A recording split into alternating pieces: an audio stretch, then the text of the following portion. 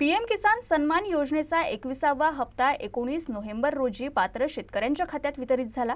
मात्र 20वा हप्ता दिल्यानंतर केंद्र सरकारनं योजनेत अनेक निकष लावल्यानं तसंच आधार व ई-केवायसी रखडल्यानं गोंदिया जिल्ह्यातील 20,000 लाभार्थी या योजनेतून वगळले गेले आहेत।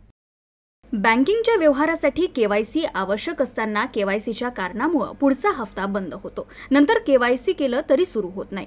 पीएम किसान सन्मानचा 21वा हप्ता 19 नोव्हेंबरला 2 लाखांहून अधिक शेतकऱ्यांच्या खात्यावर जमा झालाय।